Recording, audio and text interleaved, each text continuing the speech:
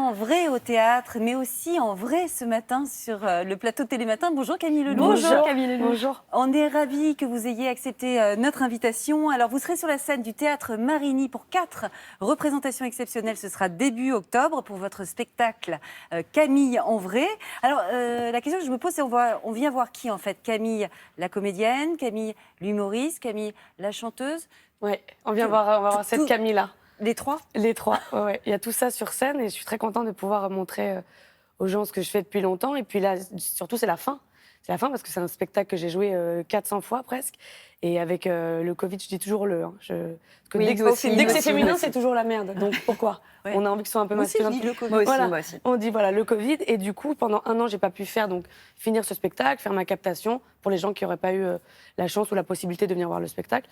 Du coup, là, je suis très contente. Vous allez lui dire au revoir. Je dis adieu même parce qu'il y a des personnages qui ne reviendront jamais. Oh et non. c'est non, parce que moi j'aimais bien. Il y avait la cagole. J'aime beaucoup la cagole, la routière. J'aime beaucoup la bourgeoise, une michetonne aussi. Une dépressive. On les reverra pas. Il y en a peut-être qu'on reverra, mais en tout cas, il y en a, c'est sûr qu'on reverra plus du tout parce qu'il y a des choses qu'il faut enterrer entre guillemets. Bon, alors je vous propose qu'on regarde un petit extrait de votre spectacle pour nous mettre l'eau à la bouche. Okay. Bonjour, je m'appelle Ninette, je suis la cousine de Kim Kardashian. Hugo, tu t'es mis devant, tu as su. Quand je l'ai connu, il n'était pas très vieux. Il commençait à peine à faire pipi au lit. Les nanas, tellement elles montent leurs pantalons hauts, on dirait qu'elles vont se fendre en deux, quoi. Bah, pour vous donner une idée de ma vie de merde, tellement les huissiers viennent chez nous, je leur ai fait à double des clés. Bah, tous mes collègues du relais routier, tout ça, ils me disent « Ouais, Clo-Clo, t'es pas féminine. Hein. » Ça me casse les couilles. J'ai quand même fait 2 tentatives de suicide à cause de ça. Une à l'aspégique et l'autre au guacamole. Camille, 1000 visages. On le disait tout à l'heure, donc vous jouez, vous chantez, vous êtes comédienne, vous êtes humoriste, et on vient voir toutes les 3 sur la scène. Ouais. Quand on sait tout faire, c'est pas, je crois que vous en avez assez qu'on vous catalogue dans une case, non? C'est quelque chose que vous n'aimez pas. En fait, je pars du principe que quand on sait faire et qu'on essaie de le faire au mieux parce qu'on travaille énormément, c'est dommage d'être jugé. On a le droit de préférer. En revanche, j'aime bien qu'on me dise en humoriste, je bof, mais en chanteuse, je t'adore, ou en humoriste, super, et en chanteuse, moins. En fait, on peut pas ne pas m'aimer. Peut-être que c'est aussi un but dans ma vie, parce que j'ai un besoin d'amour qui est viscéral, mais Vous voulez être aimé?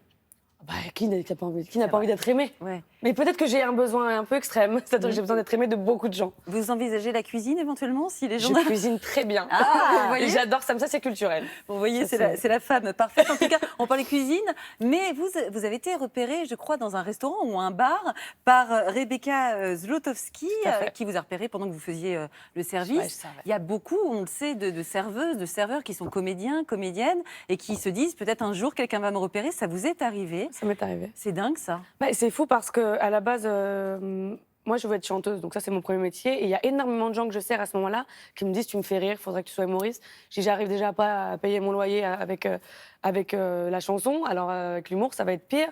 Et puis donc j'ai banni ce truc-là. Et un jour Rebecca, donc rien à voir, me dit j'ai envie de te proposer un petit rôle. À la base ça devait être un petit rôle de figuration. Enfin, il n'y a pas de sous-rôle d'ailleurs, mais elle me dit c'est un petit truc, mais tu vas faire un casting. Et en fait quand j'arrive au casting, on me dit c'est pour le second rôle féminin. Donc je suis arrivée un peu en... C'est pas prévu, c'était pas du tout prévu. Et surtout, c'est un rôle dramatique, on m'a rasé le crâne dans le film. Et ça s'est terminé à Cannes? C'est terminé à Cannes, on était à un certain regard. On a eu ce prix-là, donc c'était... montée des marches. Ouais. Et puis après, retour, j'ai redescendu les marches, je suis allée resservir les gens. Ah oui? Et ouais, ça c'est pas tout de suite. Parce que les gens pensent que toujours que c'est un rêve, que c'est tout de suite magique, etc. Mais non, sur le coup, je suis allée à Cannes, j'ai monté les marches et le lendemain, je suis allée resservir les gens pendant 3 ans. Et vous les ramenez à la réalité et vous ramenez aussi à la réalité. Vous échangez beaucoup avec ceux qui vous suivent sur les réseaux sociaux. Vous êtes très présente sur Instagram. Ouais. Et souvent dans des vidéos, pas maquillées, pas coiffées, même parfois dans votre lit. Souvent. Oui, assez souvent. Et c'est assez rafraîchissant de voir ça, de se dire soit vous êtes dégagé de ces questions d'image, ou au contraire, c'est presque un acte fort que vous revendiquez. En fait, très honnêtement, quand j'ai démarré les vidéos, ça fait presque 7-8 ans, je crois sans prétention avoir fédéré ce côté naturel, mais sans faire exprès. Moi, je sortais d'une période très très difficile psychologiquement et physiquement parce que je galérais, que je faisais pas ce que j'aimais. J'ai aucun problème à en parler et je trouve ça bien d'ailleurs. Et j'étais très mal, j'étais vraiment au plus bas. Donc, quand j'ai commencé à faire ces vidéos, j'étais retournée un peu chez ma maman parce que je pouvais plus payer mon loyer. Et donc, je suis retournée chez ma mère et elle s'est occupée de moi et j'ai commencé à me faire chier. Au bout d'un moment, t'as 27 ans, t'as pas envie d'être chez ta maman, t'as envie d'être toujours très, très autonome. Et j'ai commencé à faire des vidéos. Et donc, comme t'es pas bien, tu penses pas à te maquiller, à te faire jolie, etc. Et naturellement, au début, on m'a dit, mais elle est horrible, elle est moche naturellement, etc. Attention à votre image, Mais des moi, choses je comme n'étais ça. pas là-dedans. Ça m'a pas touchée pour le coup. Et au final, ça s'est transformé en un truc de elle est naturelle. Et donc, je crois avoir fait des restructurations sur Instagram depuis le début. Est-ce que Et c'est il y a un plein de acte un nanas peu qui font ça féministe aujourd'hui, je suis contente. pour vous? Ouais. Ouais. Bien sûr, Ça. parce que le maquillage, il est là pour sublimer la femme. Il n'est pas là pour la rendre belle. La femme, elle est déjà belle. Et puis après, il y a des préférences. On aime les gros nez, les petits nez, les petites oreilles, les grandes oreilles, les grands mentons. On a tous nos petits défauts qu'on sublime avec le maquillage ou qu'on veut un peu atténuer.